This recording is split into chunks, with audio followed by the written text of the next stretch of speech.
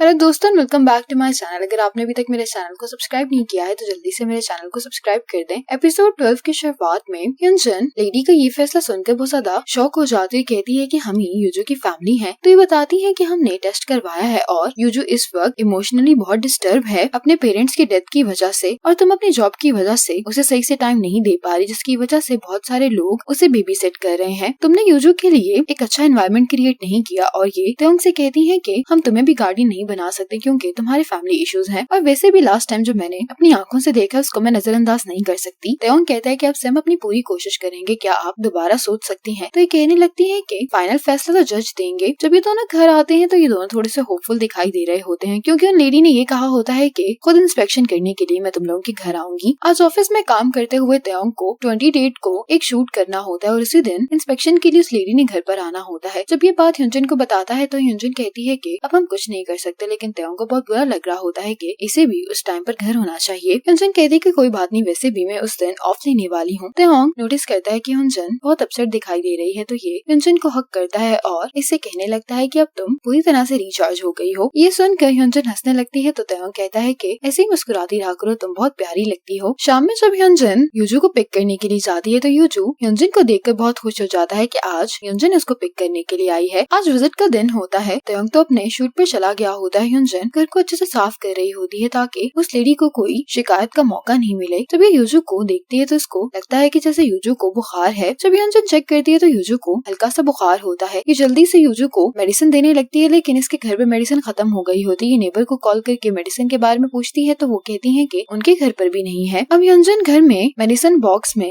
ढूंढने लगती है कि शायद उसे कोई मेडिसिन मिल ही जाए। गलती से ह्यूनजन से बाहर का दरवाजा खुला रह गया होता है। इतने में यूजू बाहर चला जाता है और कुछ देर बाद ह्यूनजन को यूजू के गिरने की आवाज सुनाई देती है। ह्यूनजन जैसे ही नीचे जाती है तो फिर से उसी लेडी ने यूजू को पकड़ा होता है। ह्यूनजन कहती है कि मुझे इसे फौरन हॉस्पिटल लेकर जाना होगा, लेकिन ये लेडी कहने लगती है कि सही से ध्यान ना देना भी अब्यूज है। इतने में ही यूजू की आवाज सुनकर नेबर्स भी आ जाते हैं जो कि इस लेडी से कहते हैं कि आप ह्यूनजन के बारे में ऐसा कैसे कह सकती हैं। इस लेडी ने यहाँ पे पुलिस को बुला लिया होता है। पुलिस अपने साथ यूजू को लेकर जा रही होती है, ये कहकर कि वो इन्वेस्टिगेट करेंगे कि यूजू पर कहीं अब्यूज तो नहीं हो रही। ह्यूनजन बहुत ज्यादा घबरा गई होती है और रोते हुए कह रही होती है कि मैं भला यूजू के साथ ऐसा कैसे कर सकती हूँ, आपको गलतफहमी हो रही है। लेकिन पुलिस ऑफिसर कहता है कि हमें ये सब यूजू की सेफ्टी के लिए करना पड़ रहा है। ये सुनकर ह्यूनजन रोने लगती है और कहती है कि आप भला मुझसे यूजू को कैसे लेकर जा सकते हैं। नेबर्स भी रिक्वेस्ट कर रहे होते हैं कि आप उसे उसकी आंटी से दूर नहीं करें। ये लोग ह्यूनजन की कोई भी बात नहीं मान रहे होते तो ह्यूनजन रोते हुए कहने लगती है कि मैं यूजू के बगैर मर जाऊंगी, आप मेरे साथ ऐसा कैसे कर सकते हैं। लेकिन ये लोग यही कहे जा रहे होते हैं कि इस टाइम यूजू को प्रोटेक्ट करना ही हमारी प्रायोरिटी है। और ह्यूनजन के बहुत रिक्वेस्ट करने के बावजूद भी ये लोग यूजू को अपने साथ ले जाते हैं। जब तेयोंग वापस आता है तो ये भी ये खबर सुनकर बहुत ज्यादा शॉक में होता है और ये ह्यूनजन से पूछता है कि क्या तुम ठीक हो। लेकिन ह्यूनजन यही कहे जा रही होती कि सब कुछ मेरी गलती की वजह से हो रहा है, मैं वाकई में यूजू का गार्डियन बनना डिजर्व नहीं करती। तो तेयोंग इसको यही समझाने की कोशिश कर रहा होता है कि तुम इस तरह से मत कहो। ये सुनकर तेयोंग ह्यूनजन को हक कर लेता है। ह्यूनजन रोते हुए यही कही जा रही होती है कि मैं जानती हूँ कि इस टाइम यूजू बहुत डरा हुआ होगा। अगले दिन तेयोंग जब काम पर जाता है तो नेबर ह्यूनजन को जबरदस्ती अपने घर ले आती है क्योंकि ह्यूनजन ने कल से कुछ भी नहीं खाया होता। ह्यूनजन अपनी नेबर से यही कह रही होती है कि शायद मैं कभी भी यूजू के लिए अपनी बहन की जगह नहीं ले सकती। तो इसकी नेबर इसको समझाती है कि जिंदगी में हमेशा वो सब नहीं होता जैसा हमने प्लान किया होता है। ये इसको बताती है कि असल में दूषक मेरा बेटा नहीं बल्कि मेरा सन इन लॉ है। मेरी बेटी की डेथ के बाद मैं तो जीना ही नहीं चाहती थी, लेकिन एक दिन अचानक दूषक मेरे साथ आकर शिफ्ट हो गया। मैंने उसको हर तरीके से भेजने की कोशिश की कि उसे अपनी लाइफ पे फोकस करना चाहिए, लेकिन वो मुझे कभी भी छोड़कर नहीं गया। उसने मुझसे कहा था कि आप मुझे अपनी लाइफ पे फोकस करने के लिए कह रही हैं, लेकिन आप ही मेरी लाइफ है, इसीलिए जब तक आप यहाँ पर हैं मैं आपके साथ ही रहूंगा। इसीलिए किसी को भी एक अच्छी फैमिली बनने के लिए खुद को प्रूव नहीं करना पड़ता। जब से यूजू गया है तब से तुमने कुछ भी नहीं खाया और तुम उसके लिए बहुत परेशान हो। इसी को तो फैमिली कहते हैं, और यूजू की नस्ल में भी तुम ही उसकी मॉम और फैमिली हो। इसलिए बार बार तुम ये मत कहो कि तुम उसकी फैमिली बनना डिजर्व नहीं करती। नेबर के इतना समझाने पर ह्यूनजन अब पहले से बेहतर महसूस कर रही होती है। अब ह्यूनजन और तेयोंग यूजू का सामान लेकर आ जाते हैं। ह्यूनजन इनको बता रही होती है कि यूजू को किस चीज से एलर्जी है और ये यूजू का फेवरेट टॉय भी दे रही होती है कि यूजू इस टाइम बहुत शौक में होगा, इसलिए उसके पास उसका फेवरेट टॉय होना चाहिए। तेयोंग भी इस लेडी को बता रहा होता है कि कभी कभी यूजू अपने मॉम डैड को याद करके रोने लगता है, तो उस टाइम आप उसको थोड़ी देर के लिए हक कर लीजिएगा, तो कुछ देर बाद वो अच्छा महसूस करने लगेगा। ये लेडी भी ये महसूस कर पा रही होती है कि इन दोनों को वाकई में यूजू की बहुत परवाह है। वापस घर आने के बाद तेयोंग ह्यूनजन के लिए डिनर बनाता है। तेयोंग ह्यूनजन से कहता है कि तुम्हें याद है कि जब तुमने मुझे यूजू की कस्टडी लेने के लिए कहा था तब मैंने इनकार कर दिया था कि मैं किसी की भी जिम्मेदारी नहीं उठा सकता। उस टाइम पे वाकई में मैं ये बिलीव करता था, अगर तुम ना होती तो मैं कभी भी ये बात रियलाइज नहीं कर पाता। तेओंग कहता है कि तुमने मुझे कहा था कि मुझे तुम पर भरोसा करना है, इस बार तुम्हें मुझ पर भरोसा करना चाहिए क्योंकि मैं जानता हूँ कि यूजू के लिए तुमसे अच्छा और कोई भी गार्डियन नहीं हो सकता। यूजन ये सुनकर मुस्कुराने लगती है और तेओंग को थैंक्स बोलती है। तेओंग यूजू के चेयर को देखते हुए कहता है कि मैं भी यूजू के बगैर अब नहीं रह सकता, कोई भला हमसे हमारी फैमिली कैसे छीन सकता है, इसलिए हमें मिलकर फाइट करनी होगी। यूजन कहती है कि हाँ तुम बिल्कुल ठीक कह रहे हो। अब तेओंग ने घर में यूजू की प्रोटेक्शन के लिए बहुत सारी चीजें इंस्टॉल कर दी होती हैं ताकि यूजू को कभी भी घर में चोट ना लगे। यूजू को वापस लाने के लिए इन दोनों के नेबर्स भी इनकी बहुत मदद कर रहे होते हैं, ये प्रूफ करने के लिए कि ये दोनों वाकई में ही यूजू के गार्डियन बन सकते हैं। अब पाक्योन को जब ह्यूनजन से मालूम होता है इस सब के बारे में तो ये अपने एक दोस्त के पास आता है जो इसी केस पर काम कर रहा होता है। पाक्योन को इससे मालूम होता है कि ह्यूनजन के डॉक्यूमेंट्स काफी स्ट्रॉन्ग है और बाकी सबसे इंटरव्यू लेने के बाद भी यही पता चलता है कि ह्यूनजन वाकई में ही यूजू से बहुत प्यार करती है। पाक्योन इस केस में अपने दोस्त को इसकी मदद करने के लिए थैंक्स बोल रहा होता है। अब यूजू की जो यहाँ पर टेक केयर कर रहे होते हैं वो इस लेडी को बताते हैं कि यूजू इतने दिनों से सही से रो नहीं रहा और वो अपने अंकल आंटी के लिए रो रहा है। मुझे नहीं लगता कि हमें यूजू को अब यहाँ पर रखना चाहिए। आज पुलिस ऑफिसर ने इन दोनों को बुलाया होता है जो इन्हें बताते हैं कि ह्यूनजन के खिलाफ जो इल्जाम लगा था कि इसने यूजू को अब्यूज किया है वो ह्यूनजन से इस पिटीशन के आने के बाद हट गया होता है। तो ह्यूनजन पूछती है कि ये पिटीशन किसने भेजा है, तो पुलिस ऑफिसर इसको बताता है कि ये पाक्योन ने भेजा है। अब ह्यूनजन को ऑफिस में कॉल आती है तो ये जल्दी से घर जाती है। तो ये लेडी यूजू को लेकर वापस घर आ गई होती है। आज ये दोनों बहुत खुश होते हैं और ये लेडी कहती है कि इस बार मैं तुम लोगों का घर विजिट करूंगी, आखिरी बार तो मुझे मौका नहीं मिला था। अब ये लेडी जब इनका घर देख रही होती है तो इन्हें वाकई में रियलाइज हो गया होता है कि इनसे बहुत बड़ी गलती हुई है और वो पिटीशन पाक्योन ने सभी नेबर से इंटरव्यू लेने के बाद साइन करवा कर इन्हें भेजा होता है। ये लेडी जाने से पहले यही कहती है कि यूजू अपनी आंटी से वाकई में बहुत प्यार करता है, अब हमारी मुलाकात हियरिंग पर होगी। ये कहने के बाद यहाँ से चली जाती है। रात में यूजू जब सो जाता है तो ह्यूनजन तेओंग से कहती है कि अब से मैं अपनी बहन के रूम में सोऊंगी यूजू के साथ। तेओंग ये सुनकर बहुत हैरान होता है तो ह्यूनजन उसको बताती है कि अगर बच्चों की खेलने वाली स्पेस को उनके सोने वाली जगह से सेपरेट ना किया जाए तो उन्हें सोने में मुश्किल होती है। तो तेओंग कहता है कि क्या तुम्हें कोई मुश्किल तो नहीं होगी, तो ह्यूनजन कहती है कि अब मैं गलती महसूस नहीं करती। तो ह्यूनजन कहती है कि पहले मैं खुद को इल्जाम दिया करती थी कि मुझे अपनी बहन से लास्ट टाइम वो सब नहीं कहना चाहिए था, पर अब से मैं उस टाइम पर फोकस करूंगी जो मैंने अपनी बहन के साथ बहुत अच्छे से गुजारा है। ये सुनकर तेओंग भी बहुत खुश होता है। आज कोर्ट की हियरिंग में ह्यूनजन को ऑफिशियली यूजू का गार्डियन डिक्लेयर कर दिया जाता है। जैसे ये तीनों बाहर आते हैं तो सारे नेबर्स भी ये न्यूज सुनकर बहुत ज्यादा खुश हो जाते हैं। आज यूजू को होमवर्क मिला होता है जिसमें यूजू को अपनी फैमिली के साथ फोटोज लेकर जानी होती है, इसलिए तीनों साथ में फोटोज खींच रहे होते हैं। यूजू जब खेलने के लिए चला जाता है तो ह्यूनजन भी उसके पीछे जा रही होती है। तो तेओंग ह्यूनजन को यहाँ पर रोक लेता है, कहता है कि तुम कुछ देर मेरे साथ बैठ जाओ। अब इन दोनों ने मिलकर ह्यूनजन और यूजू का रूम सेट कर लिया होता है। ह्यूनजन तेओंग को हक करते हुए थैंक्स बोलती है तो तेओंग इससे पूछता है कि तुम्हें अचानक से क्या हो गया है। तो ह्यूनजन इसको बताती है कि मैं बस बहुत खुश हूँ कि तुम यहाँ पर हमारे साथ हो। तेओंग यहाँ पर यूजू के अपने पेरेंट्स के साथ फैमिली फोटो देखकर कहता है कि हमें भी एक फैमिली फोटो लेनी चाहिए और हम उस फोटो को इस फोटो के साथ लगाएंगे। ह्यूनजन कहती है कि तुम जानते हो ना, इसका मतलब है कि फिर हमें हमेशा के लिए फैमिली रहना पड़ेगा। इसके जवाब में तेओंग ह्यूनजन से कहता है कि मैं तुमसे बहुत प्यार करता हूँ और मैं हमेशा तुम्हारे साथ रहूंगा। ह्यूनजन भी तेओंग से कहती है कि मैं भी तुमसे बहुत प्यार करती हूँ। आज ह्यूनजन पाक्योन को इसकी मदद करने के लिए थैंक्स बोलती है। तो पाक्योन ह्यूनजन को बताता है कि इसका ट्रांसफर यूएस वाली ब्रांच में हो रहा है। ह्यूनजन घर पर आकर बहुत परेशान दिखाई दे रही होती है कि एक वीक में यूजू की बर्थडे आने वाली है और इन दोनों ने कुछ भी प्लान नहीं किया। तेओंग भी यही सोच रहा होता है कि इन्हें यूजू की बर्थडे पार्टी कहाँ पर रखनी चाहिए। जब तेओंग अपने दोस्तों से बात करता है तो इसका दोस्त इसको बताता है कि एक जगह है जो हमें इतनी जल्दी मिल जाएगी। अब ह्यूनजन अपने नेबर से यही बात करने के लिए आती है कि इन्हें पार्टी में खाने में क्या अरेंज करना चाहिए, जिस पर मिस पार्क कहती है कि खाने की फिक्र तुम मत करो, वो मैं बनाऊंगी। अब ह्यूनजन अपने नेबर्स के साथ मिलकर बर्थडे पार्टी की तैयारी करने लगती है। दूसरी तरफ तेओंग ने भी अपनी दोस्तों की मदद से पार्टी के लिए एक बहुत अच्छी जगह ढूंढ ली होती है। अब तेओंग और ह्यूनजन मिलकर यूजू की बर्थडे पार्टी के लिए खाना बना रहे होते हैं। आज यूजू की बर्थडे होती है और ह्यूनजन और तेओंग भी यूजू को लेकर यहाँ पर आ जाते हैं। सब कुछ बहुत अच्छे से अरेंज हो गया होता है। तेओंग ने यहाँ पर एमिचो को भी बुलाया होता है। एमिचो यूजू के लिए